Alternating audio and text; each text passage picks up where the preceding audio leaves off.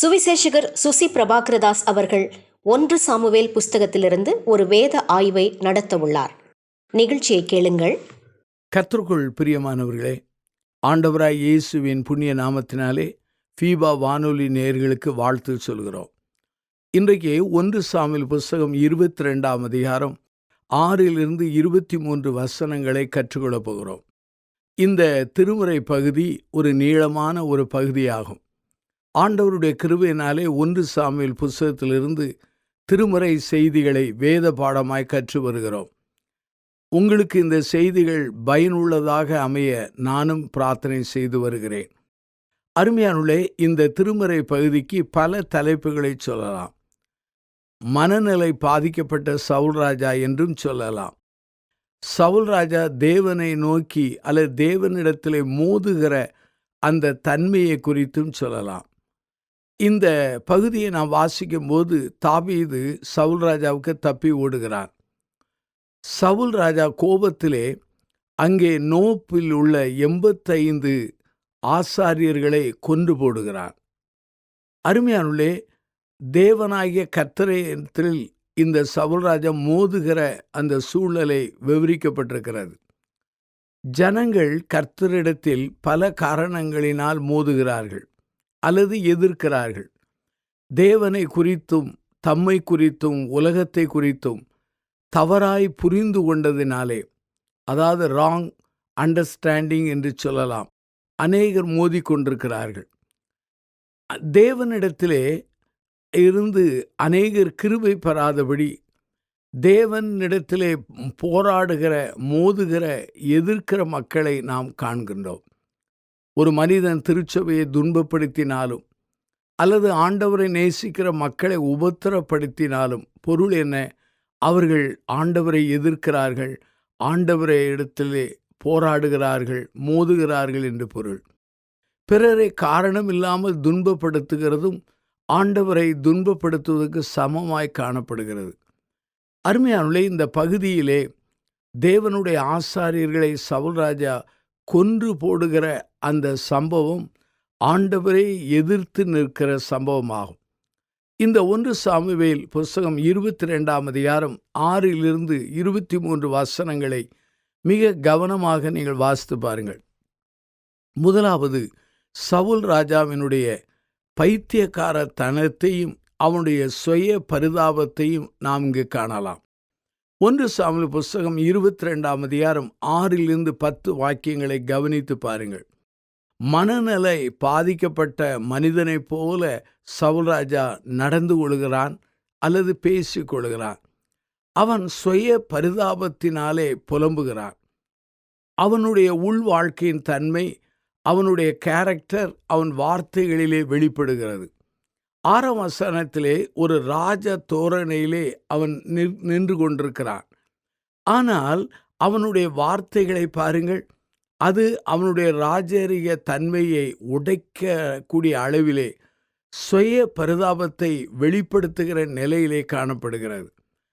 இதோ தாவீதின் குமாரன் உங்களுக்கு வயல்களையும் திராட்சை தோட்டங்களை கொடுப்பானோ, உங்களை எல்லாரையும் அதிபதிகளாகவும் 100க்கு அதிபதிகளாக வைப்பானா, என்னுடைய குமாரனுக்கும் தாவீதுக்கும் இடையிலே வந்த உடன்படிக்கை யாருமே சொல்லவில்லையே என்றெல்லாம் சொல்லி புலம்புகிறான். அருமையானுள்ளே, இந்த இடத்திலே சவுல் ராஜா மனநிலை பாதிக்கப்பட்டவனைப் போல தெளிவில்லாமல் பேசுகிறான். அவனுடைய மனமானது பொறாமை, அதே சமயத்திலே வெறுப்பு, பகையினாலே நிறைந்திருக்கிறது. இங்கு தாவீது என்று கூறாமல் ஈசாயின் மகன் என்றே குறிப்பிடுகிறான். இந்த கூற்றிலிருந்து அவனுடைய கசப்பின் தன்மையை நாம் அறிந்து கொள்ளலாம். பிரியமானவர்களே, சுய பரிதாபம் விசுவாசிகள் வாழ்க்கையிலும் ஊழியர்கள் வாழ்க்கையிலும் காணப்படக்கூடாது. இந்த காரியங்கள் காணப்பட்டால் தேவனுடைய ஆசீர்வாதங்களை நாம் இழக்கச் செய்யக்கூடிய நிலையிலே அது தள்ளிவிடும். ஆகவே தான் அப்போஸ்தலனாகிய பவுல் பிலிப்பியர் நிருபம் 4ஆம் அதிகாரம் 4 சொல்கிறார், கர்த்தருக்குள் எப்போது சந்தோஷமாயிருங்கள் என்று மறுபடியும் சொல்கிறார். கர்த்தருக்குள் என்கிற அந்த வார்த்தை மிக முக்கியமானது. கர்த்தருக்குள் நம்மை அர்ப்பணித்து கர்த்தரே நோக்கி கொண்டிருந்தால் நம்முடைய வாழ்க்கையில ஆசீர்வாதங்களை பெறலாம். மனநிலை பாதிப்பிலிருந்தும் சுய பரிதாபத்திலிருந்து விடுதலை பெறலாம். தனக்கு யாருமே தகவல் கொடுக்கவில்லையே என்று புலம்பிக் கொண்டிருக்கிறான். இந்த சமயத்தில் தான் தோவேக்கு என்பவன், அவன் ஒரு இன்ஃபார்மர் என்று சொல்லலாம், தகவல் தெரிவிக்கிற மனிதனாயிருந்தான். இவன் ஏதோமுடைய வம்சத்தை சார்ந்தவன். அது மாத்திரமல்ல, சவுலின் வேலைக்காரன்.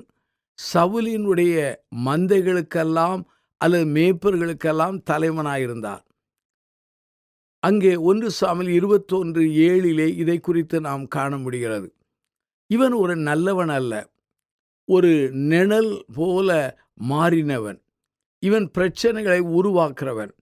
1 சாமுவேல் 22:9-10 வாசித்தால், யாருமே சவுலுக்கு உதவி செய்யவில்லையே என்று சவுல் ராஜா புலம்பிய போது, நான் உங்களுக்கு உதவி செய்கிறேன் என்று சொல்லி ஈசாயின் மகனை நோப்பிலே இருக்கிற அங்கே அகிமெலேக் என்கிற ஆசானிடத்தில் வர கண்டேன். இவன் அவனுக்காக கர்த்தரிடத்தில் விசாரித்து அவனுக்கு வழிக்கு போகத்தக்கதாக ஆகாரத்தை கொடுத்து கோலியாத்தின் பட்டயத்தை அவனுக்கு கொடுத்தான் என்கிற செய்தியை சொல்லிவிடுகிறான். பிரியமானவர்களே, தோவேக்கு இந்த அரிய வாய்ப்பை பயன்படுத்தி கொண்டான். இவனும் சவுலை போல தாவீது என்று குறிப்பிடாமல் ஈசாயின் குமாரன் என்றே குறிப்பிடுகிறான். இவனது வஞ்சக நிலையை இங்கு காண முடிகிறது. இவன் தாவீதோடு இல்லை, சவுலோடு அவன் இணைந்திருக்கிறான். நீதிமொழியின் புஸ்தகம் 6:12-15 வாசித்து பாருங்கள். பேலியாளின் மகனாகிய ஒரு துன்மார்க்கன் ஆகடியும் பேசி திரிகிறான். அவன் தன் கண்களால் சைகை காட்டி, தன் கால்களால் பேசி, தன் விரல்களால் போதனை செய்கிறான். அவன் இருதயத்தில் திரியாவரம் உண்டு, இடைவிடாமல் பொல்லாப்பை பிணைத்து வழக்குகளை உண்டு பண்ணுகிறான். ஆகையால் சடிதியில் ஆபத்து வரும், சகாயம் இன்றி சடிதில் நாசமடைவான் என்று வேதவசனம் சொல்கிறது. அருமையானுள்ளே, வேத புஸ்தகத்திலே தோவேக்கின் முடிவு, மரணம் பற்றி எதுவுமே சொல்லப்படவில்லை. இங்கு மனநல பாதிக்கப்பட்ட சவுலையும் அல்லது சுய பிரதாபத்தினாலே நிறைந்த சவுலை குறித்து நாம் பார்த்தோம். அதே போல இங்கே தோவேக் என்கிற மனிதனை குறித்து பார்க்கிறோம். இந்த சவுல் ராஜா ஆண்டவர் மேலே தன் கவனம் வைக்காமல் தன் மேலே கவனம் வைத்ததினாலே அவனுடைய மனநிலையிலே எவ்வளவோ பாதிப்பு இருக்கிறது.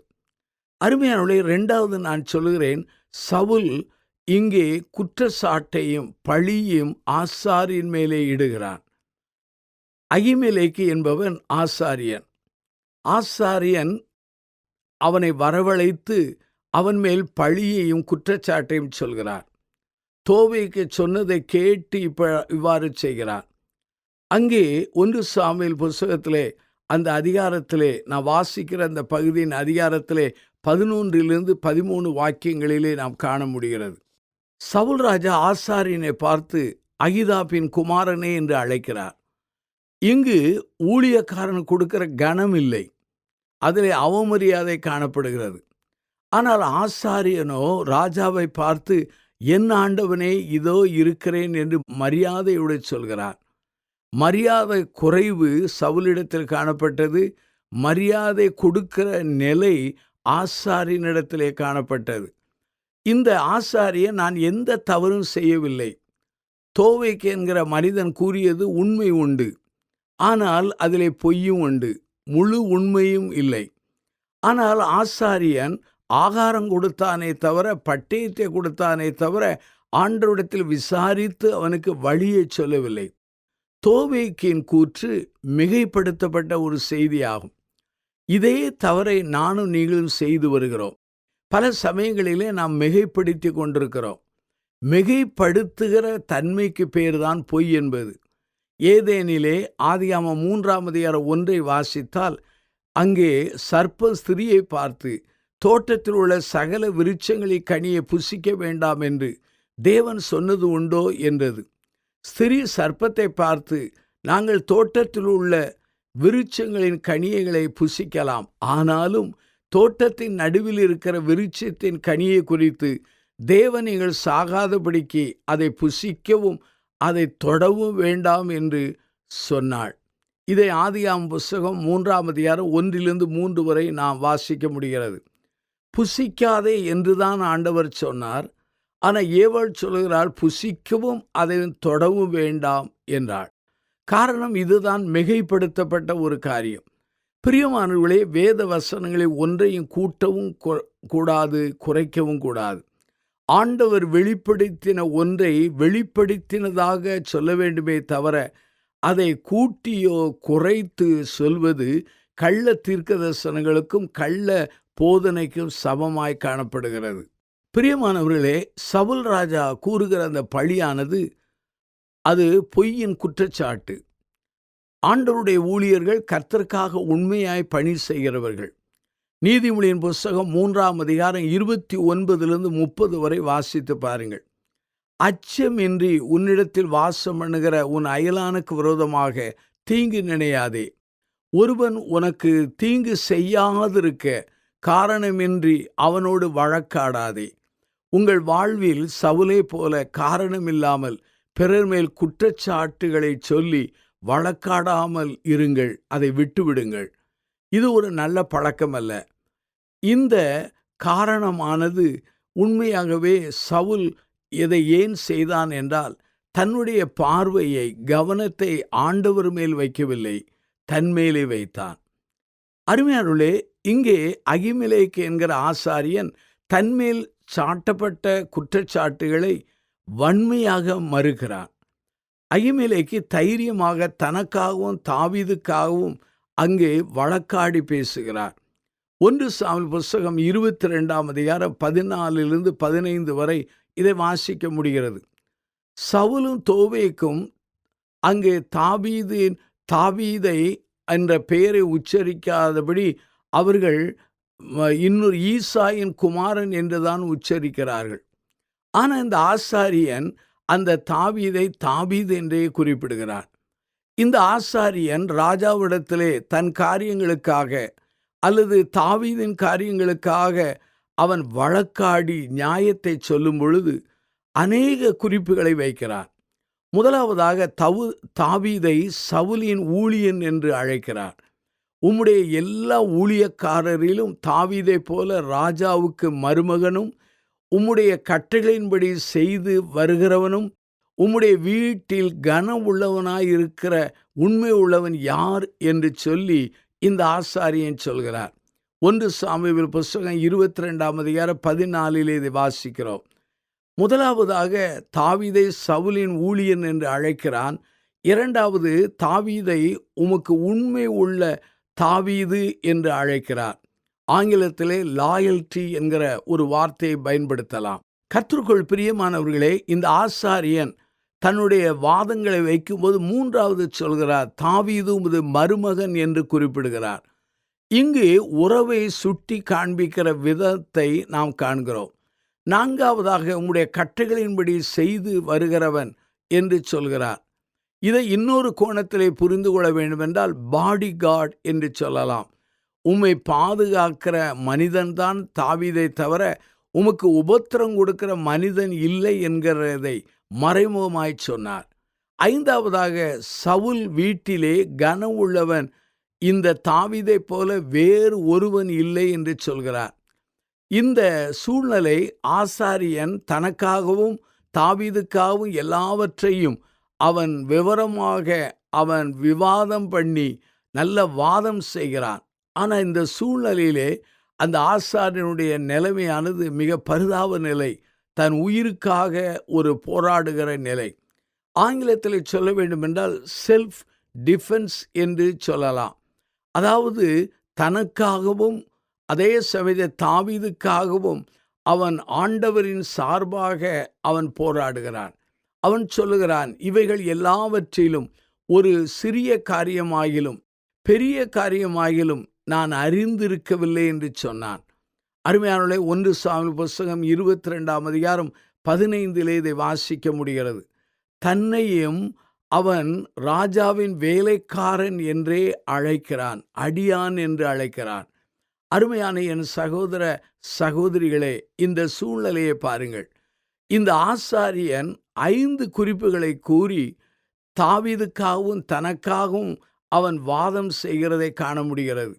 நீதிமொழியின் புஸ்தகம் 31ஆம் அதிகாரம் 8-9 நீங்கள் வாசித்து பாருங்கள். ஊமையனுக்காகவும் திக்கற்றவர்கள் எல்லாருடைய நியாயத்துக்காகவும் உன் வாயை திறந்து நீதியாய் நியாயம் தீர்த்து சிறுமையும் எளிமையானவனுக்கு நியாயம் செய் என்று சொல்லப்பட்டிருக்கிறது. இங்கே தாவீது இல்லை. தாவீதுக்காக ஆசாரியன் வாய் திறந்து பேசுகிறார். இந்த செய்தியை கேட்டுக்கொண்டிருக்கிற சகோதர சகோதரிகளே, நம்முடைய வாழ்க்கையிலே பிறருக்காக பேசுகிற நாவை பெற்றவர்களாக மாற வேண்டும். தொடர்ந்து இந்த திருமறை பகுதியை கற்றுக்கொள்ளும் போது மூன்றாவதாக அங்கே அருமையான சவுல் ராஜா இத்தனையும் கேட்டு அவன் தேவனுக்கு சார்பாக தாழ்த்தவில்லை, தேவனை நோக்கி மோதுகிற நிலையிலே காணப்படுகிறான். 1 சாமுவேல் புஸ்தகம் 22ஆம் அதிகாரத்திலே 16 23 வாக்கியங்களை வாசித்து பாருங்கள். ஆங்கிலத்திலே ஸ்ட்ரைக்கிங் அட் காட் என்று சொல்லலாம். தேவன இடத்திலே போராடுகிற அந்த நிலையை காண முடிகிறது. அருமையானுள்ளே, சவுல் ராஜா ஆசாரியன் பேசின பின்பு தன்னுடைய நியாய தீர்ப்பை கூறுகிறார். நீயும் உன் தகப்பன் வீட்டார் அனைவரும் சாக வேண்டும் என்று கூறுகிறார். அருமையானுள்ளே, இந்த நியாய தீர்ப்பு ஒரு மதீனமான நியாய தீர்ப்பு. அந்த நியாய தீர்ப்பிலே கூறிவிட்டு தன் சேவகரை அழைத்து கட்டளையிடுகிறார். ஆசாரியர்களையும் ஆசாரியனுடைய குடும்பத்தாரையும் கொன்றுவிடுங்கள் என்றார். ஆனால் சவுலுடைய வேலைக்காரர்கள் ஆசாரியர் மேலே கை நீட்டவில்லை. ஏனென்றால் ஆசாரியர்களை குறித்து இந்த சவுலின் சேவர்களுக்கு தேவ பயம் உண்டு. தேவ பயமற்ற ராஜாவை இங்கு காண்கிறோம். அதே சமயத்திலே தேவ பயமுள்ள சவுலின் சேவகரையும் காண்கிறோம். பிரியமானவர்களே, யாத்ராம் புஸ்தகத்தை எடுத்து வாசித்து பாருங்கள். பார்வோன் தேவ பயமில்லாத ஒரு ராஜா. ஆகவே இஸ்ரவேலுடைய ஆண் பிள்ளைகளை கொல்லும்படியாக சட்டம் போடுகிறான். யாத்ரா 1:17 வாசிக்கிறோம். ஆனால் அங்குள்ள மருத்துவச்சிகள் தேவனுக்கு பயந்ததினாலே ஆண் பிள்ளைகளை உயிரோடு வைத்தார்கள். அதனாலே மருத்துவச்சிகளின் குடும்பங்களை ஆண்டவர் தழைக்கும்படி செய்தார். பிரியமானவர்களே, சவுல் ராஜா கர்த்தருடைய ஆசாரியர் என்று அங்கே அவர்களை குறித்து தேவபயம் இல்லாதபடி அவர்களை கொல்லும்படியாக கட்டளையிடுகிறார். அந்த ஆசாரியர்கள் யார்? தேவனுடைய பிரதிநிதிகள். ஆங்கிலத்தில் சொல்ல வேண்டும்னா ரெப்ரசன்டேட்டிவ் ஆஃப் காட் என்று சொல்லலாம். ஆனால் சவுல் ராஜா கவலையும் படவில்லை, கலங்கவும் இல்லை, பயமும் இல்லை. அந்த ஆசாரிகளை கொன்று விடுகிறார். நீங்கள் திருமறை வாசித்தால் 85 ஆசாரியர்கள், சணல் நூல் ஏபோத்து தரித்தவர்கள் கொல்லப்படுகிறார்கள். அதோடு ஆசாரியர்கள் இருந்த பட்டணத்தில் உள்ள பெண்கள், ஆண்கள், பிள்ளைகள், சிறு குழந்தைகள், காளைகள், மாடுகள் எல்லாம் கொல்லப்படுகிறது. முழு பட்டணமும் அழியப்படுகிறது. சேவகர்கள் இந்த காரியத்தை செய்யவில்லை. ஆனால் அந்த தோவேக் என்கிற அந்த மனிதன் அந்த சவுல் ராஜாக்காக எழும்பி நின்று அத்தனை பேரையும் கொன்று விடுகிறான். அருமையானே, இந்த சவுல் ராஜாவின் வேலைக்காரர்கள் ஏன் கீழ்ப்படியவில்லை? முதலாவது தேவபயம். இரண்டாவது அப்போஸ்தலர் நடவடிக்கை புஸ்தகம் 5ஆம் அதிகாரம் 29 மனுஷருக்கு கீழ்ப்படுகிறதை பார்க்கலாம், நாங்கள் தேவனுக்கு கீழ்ப்படுகிறது அவசியமாய் இருக்கிறது என்று சொல்லி பேதுரு யோவானும் கூறுகிறதை போல இவர்கள் தைரியமாய் நின்றார்கள். தோவேக்கு ஆசாரியர்களையும் பட்டணத்தில் உள்ள எல்லாரையும் அவன் கொன்று போட்டான். அருமையானுள்ளே, ராஜா தோவேக் என்கிற அந்த மனிதன் ராஜாவின் கட்டளைக்கு உடனே கீழ்ப்படிந்தார். பிரியமான என் சகோதர சகோதரிகளே, கர்த்தருடைய ஊழியர்களை தொடுவதும் கர்த்தரை தொடுவதும் சமமாகும். ஏனென்றால் கர்த்தருடைய ஊழியர்கள் கர்த்தரால் அழைக்கப்பட்டவர்கள். ஆனால் அதே சமயத்திலே கர்த்தருக்காக பேசுகிறவர்கள். சகரியாவின் புஸ்தகம் 2ஆம் அதிகாரம் 8 சொல்கிறது, உங்களை தொடுகிறவன் அவருடைய கண்மணியை தொடுகிறார் என்று சொல்லப்பட்டிருக்கிறது. பிரியமான என் சகோதர சகோதரிகளே, இந்த ஆசாரியர்கள் கொல்லப்பட்டது ஒரு தீர்க்க தரிசனத்தின் நிறைவேறுதல் என்று நான் ஒரு கோணத்திலே சொல்ல விரும்புகிறேன். ஏனென்று சொன்னால், இந்த ஆசாரியனுடைய குடும்பம் ஏலியின் குடும்பம். அது எலியா அல்ல, பழைய ஏற்பாட்டிலே சாமுவேல் பிறக்கிற காலத்தில் உள்ள ஏலி என்கிற ஆசாரிய வகுப்பிலே வந்த ஒரு சந்ததிகள். ஏலியின் குடும்பத்தார் அங்கே கர்த்தரை கனவீனப்படுத்தினதினாலே நியாய தீர்ப்பு அங்கு கூறப்பட்டது. 1 சாமுவேல் 2:31-32 நான் வாசிக்கிறேன். உன் வீட்டிலே ஒரு கிழவனு இராதபடிக்கு உன் புயத்தையும் உன் பிதாவின் வீட்டாருடைய புயத்தையும் நான் தரித்து போடுகிற நாட்கள் வரும். இஸ்ரவேலுக்கு செய்யப்படும் சகல நன்மைக்கு மாறாக என் வாசஸ்தலத்திலே உபத்திரத்தை காண்பாய். ஒருபோதும் உன் வீட்டிலே ஒரு கிழவனும் இருப்பதில்லை. இந்த தீர்க்க தரிசனம் இங்கே நிறைவேறுகிறதை நாம் காண முடிகிறது. அருமையானவர்களே, இந்த தீர்க்க தரிசனம் நிறைவேறியதினாலே சவுல் ராஜாவும் தோபித் என்கிறவன் செய்தது நியாயம் என்று நான் சொல்லவில்லை. ஏனென்று சொன்னால், இந்த தீர்க்க தரிசனங்கள் முன் உரைக்கப்பட்டது, ஏற்ற காலங்களிலே அது நடந்தது. அருமையானவர்களே, சவுலின் செய்கையும் தோவேக்கின் செய்கையும் நாம் நியாயப்படுத்தக்கூடாது. நம்முடைய ஆண்டவராய் இயேசுவின் சிலுவை மரணம் தீர்க்கதரிசன மரணம். அதற்காக அவரை கொன்றவர்கள், அவரை பழி சுமத்தினவர்கள், பாடாய் படித்தினவர்கள் எல்லாரும் தீர்க்க தரிசனத்தை நிறைவேற்றுகிற அங்கே தேவ பிள்ளைகள் என்று நியாயப்படுத்தக்கூடாது. இதிலே நீங்கள் குழம்பாதபடி எச்சரிக்கையாக இருக்க வேண்டும். இங்கே தாவீது சூழ்நிலையை நான் சொல்ல விரும்புகிறேன். இங்கே பாருங்கள், தாவீதினுடைய ஒரு பொய் இவ்வளவு பேரும் இறப்பதற்கு காரணமாய் மாறிவிட்டது. அடுத்ததாக இங்கே தாவீது இந்த மரணத்திற்கு தானே காரணம் என்பதை ஒத்துக்கொள்ளுகிறான். அங்கே 1 சாமுவேல் புஸ்தகத்தில் நீங்கள் வாசிப்பீர்கள் என்றால் அங்கே 20-23 இந்த திருமறை பகுதியை வாசிக்க முடிகிறது. சங்கீதம் 52 சங்கீதம் 1-9 வாக்கியங்களை வாசித்து பாருங்கள். நீதிமொழியின் புஸ்தகம் 28 13 வாசித்து பாருங்கள். அங்கே தாவீதினுடைய ஒரு பொய்யினாலே இந்த ஆசாரியனுடைய அத்தனை மக்களும் இறந்து போனார்கள். அதிலே அபித்தார் என்பவன் தப்பி வருகிறான். தாவீதிடத்திலே நடந்ததெல்லாம் சொன்ன பொழுது தாவீது அந்த மனிதனுக்கு அடைக்கலமும் பாதுகாப்பை தந்தார். இவ்வளவு மரணத்துக்கு நான் தான் காரணம் என்று அந்த ரெஸ்பான்சிபிலிட்டியை அவன் ஏற்றுக்கொள்கிறதை காண முடிகிறது. அருமையானவர்களே, சவுல் ஆசாரியர்களுடைய சாவுக்கு மூல காரணம். ஆனால் தாவீது ஆசாரியனுடைய மரணத்துக்கு அவன் காரணமாயிருந்தாலும் இந்த பழியை அவன் ஏற்றுக்கொள்கிறான். சவுல் ஆசாரியர்களை அழைத்தான், ஆனால் தாவீதோ ஆசாரியனை அரவணைத்து கொண்டான். சவுல் ராஜா ஆசாரியர்களை கொண்டு போட்டதினாலே ஆலோசனை பெற வாய்ப்பில்லாமலே போய்விட்டது. ஆனால் தாவீதோ அபித்தாரை காப்பாற்றியதனாலே அவன் மூலமாய் தேவனுடைய சித்தத்தை அறியக்கூடிய கிருபையை பெற்றான். அருமையானவர்களே, இந்த திருமறை பகுதியில் நாம் கற்றுக்கொள்கிற ஒரு பாடம் என்ன? மனநிலை பாதிக்கப்பட்ட ஒரு சவுலும் அதே போல் அவனுக்கு துர் ஆலோசனை சொன்ன அவனுடைய வேலைக்காரனையும் தாவீதினுடைய நல்ல பண்பை காண்கிறோம். இந்த செய்தியின் அடிப்படையிலே நம்முடைய வாழ்க்கையை மதிப்பீட்டு செய்து நம்மை அர்ப்பணிக்க அழைக்கப்படுகிறோம். அர்ப்பணிப்போம், ஜெபிப்போம். அன்பின் பிதாவே, இந்த நல்ல நாளுக்காக நாங்கள் நன்றி சொல்கிறோம். மனநிலை பாதிக்கப்பட்ட சவுல் ராஜாவை போல மாறாதபடி தாவீதை போல நாங்கள் நேர்மையாய் நல்ல உணர்வோடு வாழ உதவி செய்யும். தாவீதின் பொய் எவ்வளவோ ஆசாரிகளை கொன்று போட வழி காட்டியது போல எங்கள் வாழ்க்கையின் தவறுகள் ஆண்டவருடைய ராஜ்யத்தையோ சபையோ ஊழியத்தையோ பாதித்து விடாதபடி விழிப்போடு இருக்க பலந்தாரும். இயேசுவின் நாமத்தில் செபிக்கிறோம் ஜீவனுள்ள பிதாவே, ஆமென்.